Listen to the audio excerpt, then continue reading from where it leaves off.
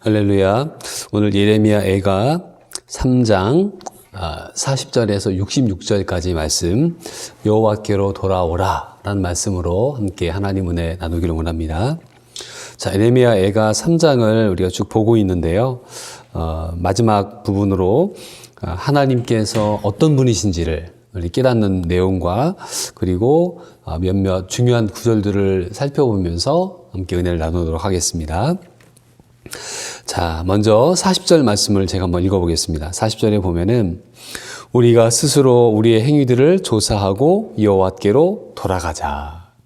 지금 예레미야는 슬픔의 노래를 부르고 있잖아요. 마음의 고통과 슬픔을 표현을 하고 있습니다. 그러면서 과연 우리는 무엇을 어떻게 해야 되는가, 왜 이런 시련과 고통이 왔는가, 그 원인을 찾다가 그 해답은 하나님께로 돌아가는 것이다 라고 이 결론을 맺고 있습니다. 그래서 하나님께로 돌아가자. 그러면은 하나님께 돌아간다는 것의 구체적인 표현은 무엇일까? 41절에 보면은 우리의 마음과 손을 아울러 하늘에 계신 하나님께 들자. 기도하는 모습이 나타납니다. 그래서 마음이란 것은 우리의 속 사람이잖아요. 속 사람은 하나님께 마음을 열고, 또 손이란 것은 겉사람이잖아요. 겉사람도 하나님께 손을 들자. 그래서 마음과 뜻을 다해서 또 우리의 외적인 모습까지도 하나님께 기도하자라고 하는 이야기를 하고 있습니다. 자, 그러면서 이 예레미야가 3장에 나와 있는 그 슬픔의 노래들이 쭉 나오는데요. 42절에 보시면은 하나님한테 과연 우리가 어떻게 했느냐. 42절을 보시면은 우리의 범죄함과 우리의 반역함을 주께서 사하지 아니하시고 라고 나옵니다. 그러니까 이스라엘 백성들이 하나님과 언약을 맺었잖아요. 하나님 뜻대로 살겠습니다. 하나님 은혜로 살겠습니다라고 언약을 맺었지만 이 사람들이 반역하고 또 하나님에 대해서 범죄했다는 그런 그 고백을 하게 되는 것이죠. 자, 하나님께서 우리를 어떻게 하셨는가? 43절입니다. 진노로 자신을 가리시고 우리를 추격하시며 죽이시고 긍휼을 베풀지 아니하시나이다. 그래서 하나님의 이 철저한 심판의 메시지를 지금 받고 있다라고 이야기를 합니다. 그래서 그들의 처지가 어떻게 되었느냐? 45절에 보면 참 슬픈 내용이 나옵니다. 45절을 보시면은요. 우리를 문나라 가운데서 쓰레기와 폐물로 삼으셨으므로 라고 되어 있습니다. 그래서 이스라엘이 이제 완전히 폐허가 됐죠. 그러니까 거기가 쓸모없는 땅이 돼버린 것입니다. 그래서 쓰레기가 넘치고 여기 폐물이란 것은 폐기물이죠. 폐기물처럼 우리가 되었습니다라고 하나님께 한탄을 하고 있습니다. 자, 그리고 이제 48절부터는 슬픔이 이제 표출되는 모습들을 보여줍니다. 자, 48절입니다. 보시면은요. 딸 내 백성의 파멸로 말미암아 내 눈에는 눈물이 시내처럼 흐르는도다. 그래서 이 도시를 여성으로 봤단 말이에요. 그래서 참 이 도시를 여성으로 보면서 그 슬픔의 노래를 흐르는데 내 눈물이 시냇물처럼 흐른다. 이 눈물이 멈춰지지 않는 것이죠. 자, 그리고 51절 보시면은 나의 성읍의 모든 여자들을 내 눈으로 보니 내 심령이 상하는도다. 예. 성읍의 여자들을 내 눈으로 보았다. 그 여자들은 남편들은 어떻게 됐을까요? 예, 전쟁터에 끌려가서 죽고 또 처참하게 끌려가고 자식들도 굶어 죽어가는 그런 모습들을 보았죠. 그러니까 그 여인의 그 아픔이 얼마나 크겠습니까? 그것을 이야기를 하고 있고요. 자, 그 다음에 이 예레미야가 자신의 처지를 하나님께 얘기하는데요. 자, 여기 보시면은 53절이죠. 그들이 내 생명을 끊으려고 나를 구덩이에 넣고 그 위에 돌을 던짐이요. 이 예레미야가 물이 있는 웅덩이에 들어갔다고 이야기하지 않습니까? 그래서 그 웅덩이에 들어갔는데 물이 목까지 차 오르는 거예요. 거기서 이제 아차 하면은 죽을 수밖에 없는 그런 위기 가운데 있습니다. 그럼 얼마나 깊은 구덩인가? 55절에 보시면은 여호와여 내가 심히 깊은 구덩이에서 주의 이름을 불렀나이다. 근데 구덩인데 깊은 구덩이고 심히 깊은 구덩이라고 표현을 했습니다. 그래서 이제 정말 나는 죽음의 위기 가운데 있구나. 하나님께 기도하지만 하나님 듣지 않으시는구나. 그런 낙담한 그 시대에 이제 소망의 메시지가 56절에 나옵니다. 56절에 보시면은요. 주께서 나의 음성을 들으셨사오니 이제 나의 탄식과 부르짖음에 주의 귀를 가리지 마옵소서. 하나님이 내 음성을 들으셨다. 정말 내가 구덩이에서 하나님께 기도했더니 하나님이 나의 음성을 들으셨구나 라고 하는 그 마음의 위로를 그가 이야기합니다. 그러면서 여기 오늘 읽은 말씀 가운데 가장 위로가 되는 말씀이 나옵니다. 57절이네요. 내가 주께 이 아랫날에 주께서 내게 가까이 하여 이르시되 두려워 말라 하셨나이다. 그래서 내가 지치고 힘들고 어려운 이 날에 하나님께서 가까이 오셨대요. 그리고 두려워하지 말라라고 위로해 주셨다는 것입니다. 자, 그러면서 이 시인의 마음에 원통함과 억울함이 있어요. 그걸 풀어달라고 기도합니다. 자, 50절입니다. 58절이네요. 주께서 내 심령의 원통함을 풀어주셨고 내 생명을 속량하셨나이다. 자, 그리고 59절에도요. 여호와의 나의 억울함을 보셨사오니 나를 위하여 원통함을 풀어 주옵소서. 그래서 이 시인은 마음의 그 원통함을 하나님께서 해결해 주십시오라고 기도하고 있는 것들을 보게 되는 것입니다. 그래서 이 시인의 그런 고백들을 쭉 보았습니다. 자, 그러면서 본문의 그런 하나님이 어떤 분이신지를 우리가 보셔야 돼요. 성경을 읽으시면서 우리가 본문을 쭉 읽으면서 하나님의 모습, 또 인간의 모습, 또 하나님께서 약속하신 것들을 우리가 바라봐야 되는데 오늘 전반적인 그 하나님의 모습은 우리의 기도를 응답하시는 하나님으로 묘사가 됩니다. 그건 언제예요? 회개하고 돌아왔을 때, 하나님께 회개하고 하나님께 엎드릴 때는 하나님 그 기도를 들으세요. 그런데 하나님 말씀에 불순종하고 하나님을 멀리 떠나고 하나님의 언약을 어긴 자의 기도는 어떻게 하시는가? 자, 거기 44절을 보십시오. 44절에 보시면은요. 주께서 구름으로 자신을 가리사 기도가 상달되지 못하게 하시고라고 되어 있습니다. 그러니까 오늘 이 본문에는 두 가지가 나와 있는 거예요. 하나는 회개하지 않은 이스라엘의 백성들의 기도는 하나님이 막으셨고 이 예레미야의 간구를 하나님이 들으셔서 그를 구원해내신 하나님이라고 말씀을 하고 있습니다. 자, 그 다음에 하나님은 어떤 분이셨습니까? 생명을 구원하신 하나님이죠. 깊은 구덩이에서 이 예레미야를 건져내시는 하나님 모습을 보게 돼요. 인생의 이 구덩이에 빠진 사람들이 있습니다. 성경에 보면은 요셉이 구덩이에 빠져 있던 모습이 있습니다. 거기서 그가 외쳤을 때 하나님께서 그 지나가는 상인들을 통해서 요셉을 건져내시고 그 요셉을 하나님께서 애굽의 총리로 세우시는 것들을 보게 됩니다. 그러니까 그 웅덩이에 있을 때 구원자는 하나님이시다라는 것을 성경에서 보여주고 있는 것입니다. 자, 오늘 이 짤막한 말씀을 통해 우리에게 주시는 하나님의 교훈을 한번 살펴볼게요.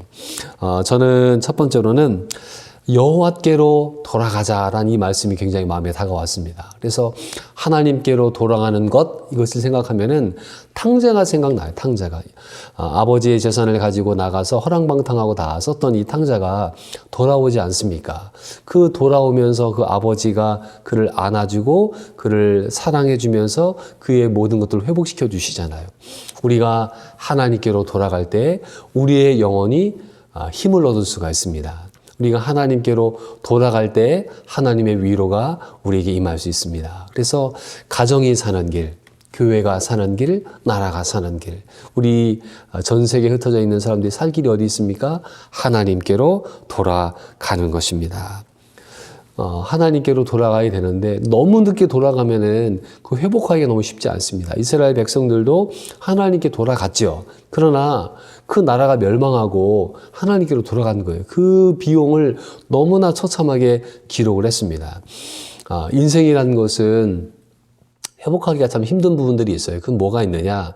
시간이 있습니다. 그래서 젊었을 때 하나님께 헌신하고 하나님께 내 삶을 드리면서 나가는 삶을 우리가 살아갈 수도 있지만 정말 나이 70, 80 너무나 늦게 하나님을 깨닫고 돌아가는 분들은 너무나 그 시간이 아쉬운 거예요.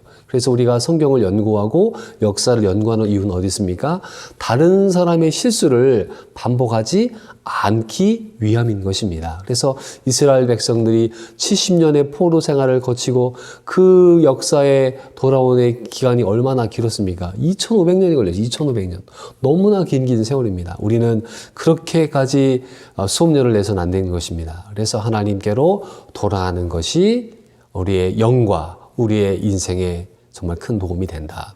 그 다음에 우리가 기도할 때 마음을 하나님께 드려야 된다는 것을 우리가 아셔야 됩니다. 우리가 기도할 때는 입으로 기도하잖아요. 또 생각으로 기도하잖아요. 그러나 진짜 기도는 그 마음을 하나님께 드리는 것입니다. 그래서 기도라는 것은 내 마음의 억울함을 하나님께 내어놓는 거예요. 다른 사람에게 말할 수도 없고 누가 들어도 해결할 수 없는 그 마음의 원통함과 억울함이 있습니다. 그것을 하나님이 들으신다라는 것을 아셔야 돼요. 세 번째는 하나님의 음성을 들어야 됩니다. 오늘 성경을 쭉 읽으면서 정말 밑줄 긋고 싶은 말씀이 한 구절 있었죠. 그것이 바로 57절이었습니다. 57절에 주께서 내게 가까이 하여 이르시되 두려워하지 말라 하셨나이다.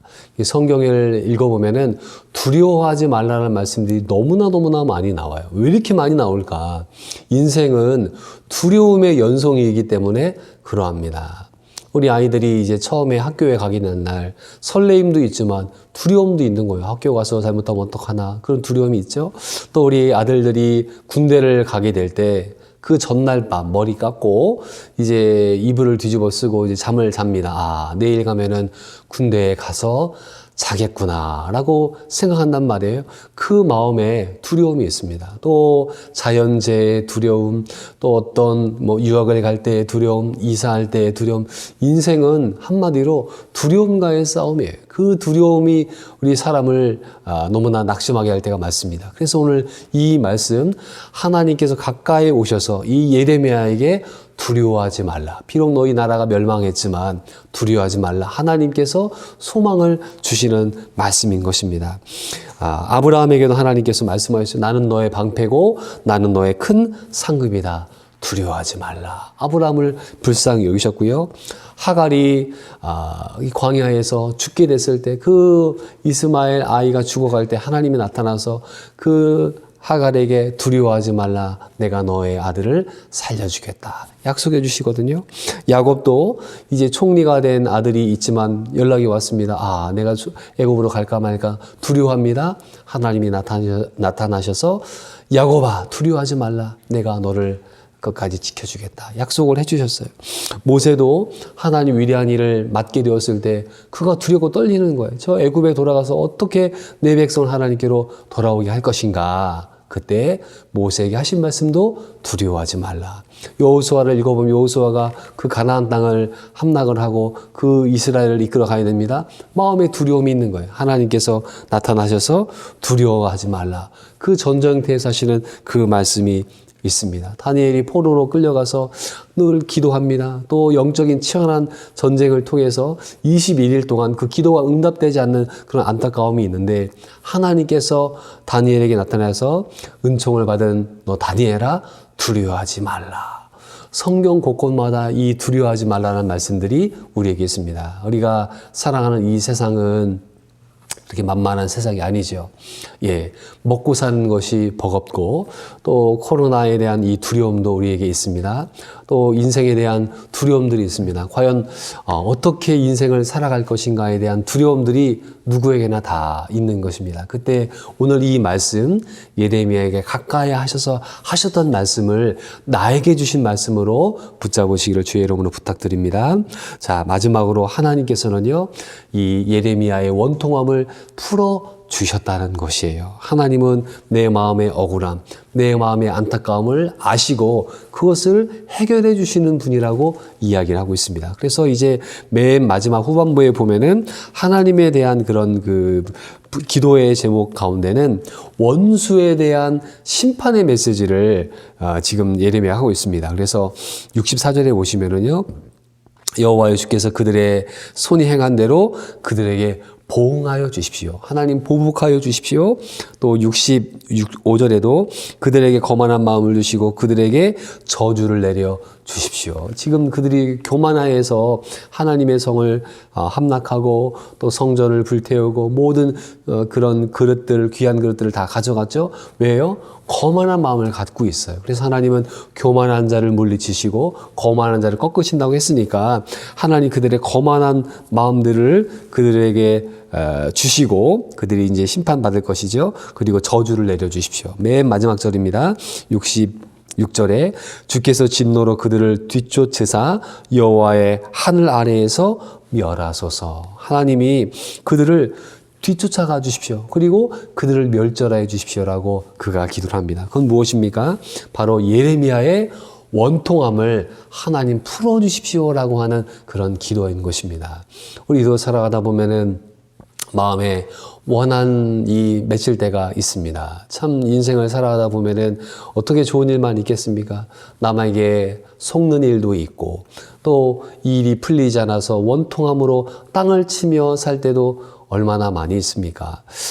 이영표 선수의 그런 그 이야기를 이렇게 잠깐 보았는데요. 정말 다른 사람보다 열심히 운동을 했대요. 뭐 밤낮도 뭐 가리지 않고 뭐 엄마가 주는 뭐 소풍에 그 김밥도 먹지 않으면서 막 운동을 엄청나게 많이 했는데 그 팀 가운데 많은 사람들은 국가대표로 가서 다 부름을 받고 있는데 본인은 국가대표를 한 번도 하지 못하는 그 서러움이 있어서 밤에 혼자 축구를 하면서 원통함으로 울었다는 얘기를 제가 한번 들은 적이 있습니다. 그 너무나 억울한 일이죠. 예. 그럴 때 하나님께서 그를 또 사용하셔서 정말 귀하게 쓰셨잖아요. 우리가 원통할 때 다른 사람을 탓할 수 있습니다. 세상을 탓할 수 있습니다. 나 자신을 탓할 수 있습니다. 그런데요, 그러면은요, 얻을 게 한 가지도 없어요. 그러면 점점 낙심되고 좌절할 뿐입니다. 우리가 나의 원통함을 하나님께 아뢰세요.